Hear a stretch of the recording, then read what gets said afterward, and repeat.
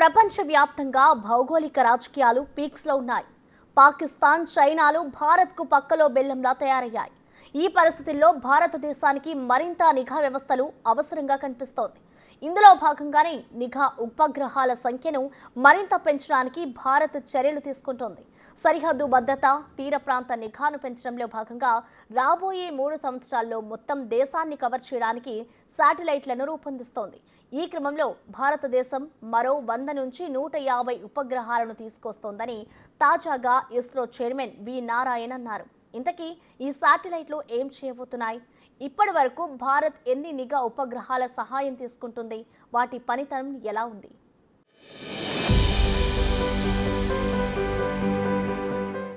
భారతదేశం తన సరిహద్దు రక్షణ, తీర ప్రాంత నిఘా సామర్థ్యాన్ని బలోపేతం చేయడానికి రాబోయే 3 సంవత్సరాల్లో 100 నుండి 150 కొత్త ఉపగ్రహాలను ప్రయోగించాలని ప్రణాళిక సిద్ధం చేస్తోంది. ఈ ప్రకటనను భారత అంతరిక్ష పరిశోధన సంస్థ ఇస్రో చైర్మన్ వి నారాయణన్ తెలిపారు. ఏప్రిల్ 23న చెన్నైలో జరిగిన ఒక కార్యక్రమంలో ఈ కీలక ప్రకటన వెలువడింది. ప్రస్తుతం భారతదేశం 55 ఉపగ్రహాలను నిర్వహిస్తోంది. అయితే 15,000 కిలోమీటర్ల సరిహద్దు, 7,500 కిలోమీటర్ల తీర ప్రాంతాన్ని కవర్ చేస్తూ సమర్థవంతంగా నిఘా నిర్వహించడానికి ఈ సంఖ్య సరిపోదని నారాయణన్ పేర్కొన్నారు. అందుకే ఈ కార్యక్రమంలో భారత అంతరిక్ష శాఖ కార్యదర్శి నారాయణన్ ఆధ్వర్యంలో వీటిని పూర్తి చేసే విధంగా ప్రణాళికలు సిద్ధం చేస్తున్నట్లు తెలుస్తోంది. ఇందులో భాగంగా ప్రధానమంత్రి నరేంద్ర మోదీ కూడా అంతరిక్ష రంగంలో సంస్కరణలను ప్రవేశపెడుతున్నారు. రాకెట్లు, ఉపగ్రహాలను నిర్మించడంలో ప్రైవేట్ భాగస్వామ్యాన్ని కూడా ప్రోత్సహిస్తున్నారు. భారతదేశ సరిహద్దుల్ని రక్షించుకోవటానికి చాలా ఉపగ్రహాలు అవసరంగా కనిపిస్తోన్న తరుణంలో ఈ నిర్ణయం భారత నిఘా వ్యవస్థను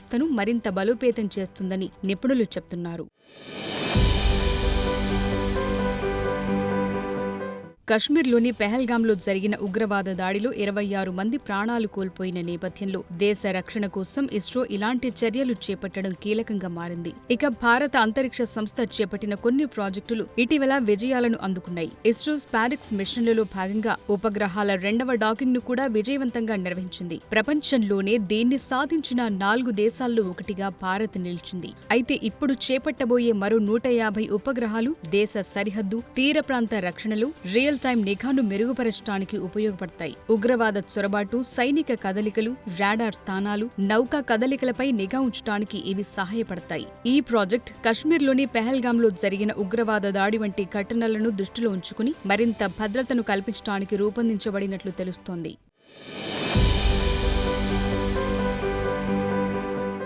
అయితే ఈ ఉపగ్రహాల్లో కృత్రిమ మేధస్సు ఆధారిత విశ్లేషణలు, సింథటిక్ అపర్చర్ రాడార్, అధిక రెజల్యూషన్ ఎలక్ట్రో ఆప్టికల్ సెన్సార్లన్నీ వాతావరణ పరిస్థితుల్లో ఇమేజింగ్ సామర్థ్యాలు వంటి టెక్నాలజీని జోడిస్తున్నారు. ఇవి శత్రు సైనిక కదలికలు, క్షిపణి మోహరింపులు, మొబైల్ లాంచర్లను ట్రాక్ చేయడంలో సహాయపడతాయి. ఇక లో earth orbit, medium earth orbit, geostationary ఆర్బిట్లలో ఈ ఉపగ్రహాలు మోహరించే ఆలోచన చేస్తున్నాయి. ఇది సమగ్రమైన కవరేజ్ ను అందిస్తుందని భావిస్తున్నారు. ఇక ఈ 150 ఉపగ్రహాల్లో భాగంగా SBS-3 ప్రాజెక్టు కింద 52 గూఢచార ఉపగ్రహాలను కూడా ప్రయోగిస్తున్నారు. ఈ ప్రాజెక్టుకు 27,000 కోట్ల రూపాయల బడ్జెట్ను కేటాయించారు. కాగా ఇది 2027-28 నుండి ప్రారంభమవుతున్నట్లు తెలుస్తోంది.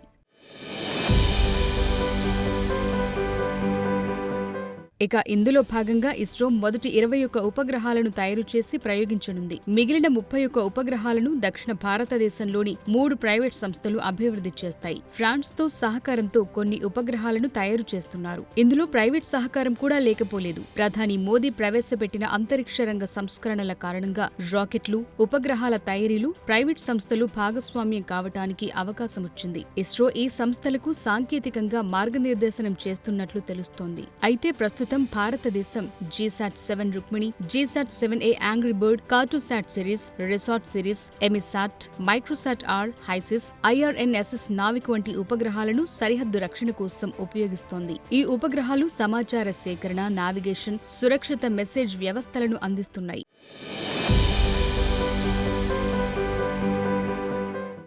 భారతదేశానికి పాకిస్తాన్, చైనా, బంగ్లాదేశ్, నేపాల్, మయన్మార్, భూటాన్, శ్రీలంక వంటి దేశాలతో సరిహద్దులున్నాయి. అయితే చైనాకు 120 సైనిక ఉపగ్రహాలుండగా పాకిస్తాన్ 5 ఉపగ్రహాలతో పనిచేస్తుంది. ఈ 2 దేశాలతో పోలిస్తే భారతదేశం తన ఉపగ్రహాల సంఖ్యను పెంచాల్సిన అవసరం ఉంది. హిందూ మహాసముద్ర ప్రాంతంలో నౌకా కదలికలు, చట్టవిరుద్ధ మత్స్య సంపద, సముద్ర దొంగతనాల వంటి సవాళ్లను ఎదుర్కోవటానికి ఈ ఉపగ్రహాలు కీలకంగా మారనున్నాయి. ఇక ఇప్పటికే స్పార్క్స్ మిషన్లు రెండవసారి ఉపగ్రహాల డాకింగ్ ను విజయవంతంగా నిర్వహించింది. ఈ సాంకేతికత భవిష్యత్ ఉపగ్రహ సేవలకు, అంతరిక్ష రక్షణ సామర్థ్యాలకు ఉపయోగపడుతుంది. అలాగే భారతదేశం క్వాంటం ఉపగ్రహాలను కూడా అభివృద్ధి చేయడానికి ప్రణాళికలు సిద్ధం చేస్తోంది. ఇవి మరింత సురక్షిత సమాచార మార్పిడిని సాధ్యం చేస్తాయని నిపుణులు భావిస్తున్నారు.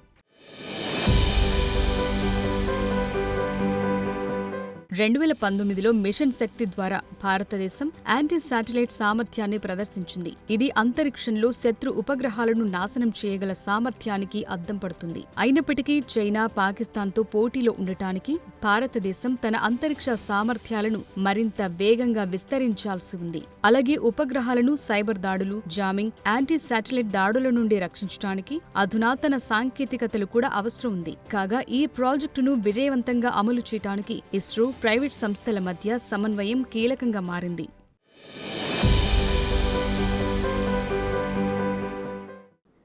భారత్ ఇప్పటికే ప్రపంచ అగ్రదేశాల సరసన నిలబడేంతగా అంతరిక్ష ప్రయోగాల్లో విజయం సాధించింది.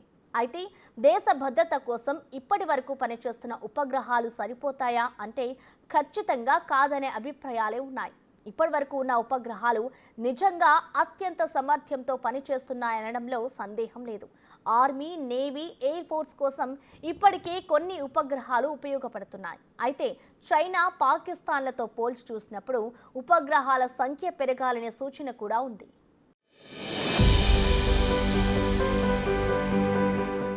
భారతదేశం తన జాతీయ భద్రతను బలోపేతం చేయడానికి సరిహద్దులు, సముద్ర ప్రాంతాల్లో నిఘా, సమాచార సేకరణ, సైనిక సమన్వయం కోసం ఇప్పటికే కొన్ని ఉపగ్రహాలు ఏర్పాటు చేసింది.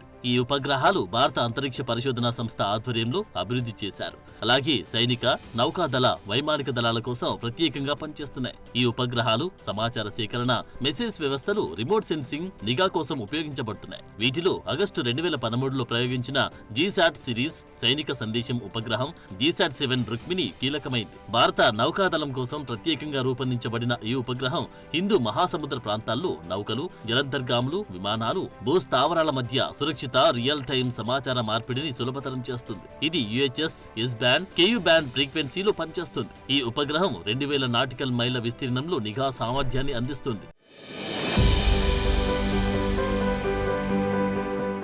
జీశాట్-7A ఆంగ్రీ బర్డ్ ఉపగ్రహాన్ని డిసెంబర్ 2018లో ప్రయోగించారు. ఇది భారత వైమానిక దళం కోసం రూపొందించబడిన ఈ ఉపగ్రహం గ్రౌండ్ రాడార్ స్టేషన్లు, ఎయిర్ బేస్లు, airborne early warning and control విమానాల మధ్య సమన్వయాన్ని ఇది మెరుగుపరుస్తుంది. అలాగే ఇది KU బ్యాండ్ లో పనిచేస్తూ డ్రోన్లు, యుద్ధ విమానాల సమన్వయానికి సహాయపడుతుంది. ఇది భవిష్యత్తులో ప్రయోగించడం కోసం జీశాట్-7B ఉపగ్రహాన్ని కూడా రెడీ చేస్తున్నారు. ప్రస్తుతం ఈ ప్రాజెక్టు కొనసాగుతుంది. భారత సైన్యం కోసం ప్రత్యేకంగా రూపొందిస్తున్న ఉపగ్రహం ఇది. సరిహద్దు ప్రాంతాల్లో నిఘాను మెరుగుపరచడానికి, సైనిక సమాచార వ్యవస్థలను ఏకీకృతం చేయడానికి ఉపయోగపడుతుంది. దీని ద్వారా సైన్యం నెట్వర్క్ సెంట్రిక్ యుద్ధ సామర్థ్యం పెరుగుతుంది. 2005 నుండి వివిధ కార్టోశాట్ ఉపగ్రహాలను కూడా ప్రయోగించారు. కార్టోశాట్ సిరీస్ లో భాగంగా వీటిని రూపొందిస్తున్నారు. ఈ ఉపగ్రహాలు అధిక రెజల్యూషన్ ఇమేజింగ్ సామర్థ్యాన్ని కలిగి ఉంటాయి. ఇవి సైనిక నిఘా, సరిహద్దు మ్యాపింగ్, శత్రు కదలికలను గమనించడానికి ఉపయోగపడతాయి. ఉదాహరణకు కార్టోశాట్ 2 సిరీస్ 0.6 మీటర్ల రెజల్యూషన్ తో వస్తువులను గుర్తించగలదు. 2016లో జరిగిన భారత సరిహద్దు దాడుల సమయంలో కార్టోశాట్ 2Cని ఉపయోగించారు. ఈ ఉపగ్రహాలు రిమోట్ సెన్సింగ్ ద్వారా సైనిక లక్ష్యాలను గుర్తించడంలో, భౌగోళిక సమాచారాన్ని అందించడంలో కీలక పాత్ర పోషిస్తున్నాయి. అలాగే రీసాట్ సిరీస్ ఉపగ్రహాలు కూడా కీలకంగా ఉన్నాయి. ఈ సిరీస్ లో రీసాట్-2 ఉపగ్రహాన్ని 2009లో, 2019లో రీసాట్-1, రీసాట్-2B, రీసాట్-2BR-1 ఉపగ్రహాలు ప్రయోగించారు. రాడార్ ఇమేజింగ్ ఉపగ్రహాలైన ఈ రీసాట్ సిరీస్ మేఘావృత వాతావరణం, రాత్రి సమయంలో కూడా నిఘా సామర్థ్యాన్ని అందిస్తాయి. రీసాట్-2 ఇజ్రాయెల్ నుండి సేకరించిన X-బ్యాండ్ సింథటిక్ అపెర్చర్ రాడార్ ను ఉపయోగిస్తుంది. ఇది సరిహద్దు నిర్వహణ, ఉగ్రవాద వ్యతిరేక కార్యకలాపాలకు ఉపయోగపడింది. అలాగే రీసాట్-2B, రీసాట్-2BR-1 సిరీస్ 35 సెంటీమీటర్ల వస్తువులను కూడా గుర్తించగల సామర్థ్యం కలిగి ఉన్నాయి. 2008 ముంబై దాడుల తర్వాత రీసాట్ 2ని వెంటనే ప్రయోగించారు. ఇది భారతదేశ భద్రతా అవసరాలు తీర్చడంలో కీలక పాత్ర పోషించింది.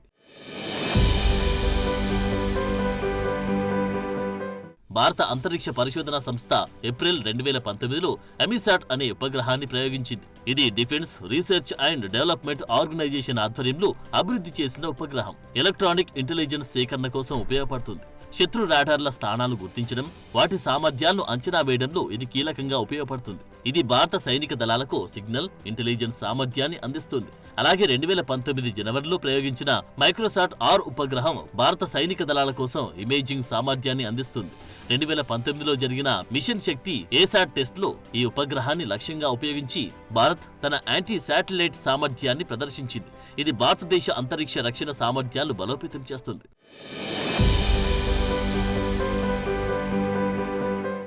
అలాగే 2018లో ఐసిస్ అనే ఉపగ్రహాన్ని భారత్ ప్రయోగించింది. ఈ డ్యూయల్ యూజ్ ఉపగ్రహం భారత నౌకాదళం ఉపయోగిస్తుంది.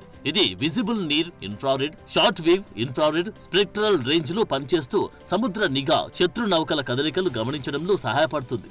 అలాగే 2013-2018 మధ్య ప్రయోగించిన 7 ఉపగ్రహాలు IRNSS Navik Indian regional navigation satellite system గా పేరు పొందింది. భారతదేశం దాని చుట్టూ 1500 కిలోమీటర్ల విస్తీర్ణంలో ఖచ్చితమైన నావిగేషన్ టైమింగ్ సేవలను అందిస్తుంది. ఇది సైనిక ఆపరేషన్లలో మిసైల్ గైడెన్స్, జలంతర్గామి నావిగేషన్, యుద్ధ విమానాల సమన్వయానికి ఉపయోగపడుతుంది. ఇది GPS లేదా గ్లోనాస్ వంటి విదేశీ నావిగేషన్ వ్యవస్థలపై ఆధారపడకుండా భారతదేశానికి స్వతంత్ర నావిగేషన్ సామర్థ్యాన్ని అందిస్తుంది. అయితే భారత్ 2025-2030 మధ్య 52 కొత్త గూఢచార ఉపగ్రహాలు ప్రయోగించాలని ప్రణాళిక వేస్తుంది. ఇవి AI ఆధారిత టెక్నాలజీతో రూపొందించబడతాయి. ఈ ఉపగ్రహాలు చైనా, పాకిస్తాన్ సరిహద్దులు, హిందూ మహాసముద్రంలో నిఘాను మెరుగుపరచడానికి ఉపయోగపడతాయి. ప్రస్తుతం భారత్ తన సైనిక ఉపయోగం కోసం 13 నుంచి 15 ఉపగ్రహాలు ఉపయోగిస్తుంది. వీటిలో కొన్ని డ్యూయల్ యూజ్ ఉపగ్రహాలు. ఈ ఉపగ్రహాలు అధిక రెజల్యూషన్ ఇమేజింగ్, రాడార్ సెన్సింగ్, సురక్షిత సమాచార మార్పిడి, నావిగేషన్ సామర్థ్యాలు అందిస్తాయి. ఇవి ఆధునిక యుద్ధంలో కీలకమైనవిగా పరిగణిస్తున్నారు. అయితే ఇక్కడ కొన్ని సవాళ్లు కూడా లేకపోలేదు. ముందుగా చెప్పుకున్నట్లు చైనా దగ్గర 120 సైనిక ఉపగ్రహాలు, పాకిస్తాన్ దగ్గర 5 ఉపగ్రహాలున్న తరుణంలో భారత్ ఇంకా తన ఉపగ్రహాల సంఖ్యను పెంచాల్సి ఉంది. అలాగే స్పేస్ వార్లు జరుగుతున్నాయనే అభిప్రాయాల మధ్య మరిన్ని యాంటీ శాటిలైట్ ఆయుధాల నుండి ఉపగ్రహాలను రక్షించడానికి కొత్త సాంకేతికతలు కూడా అవసరంగా కనిపిస్తోంది.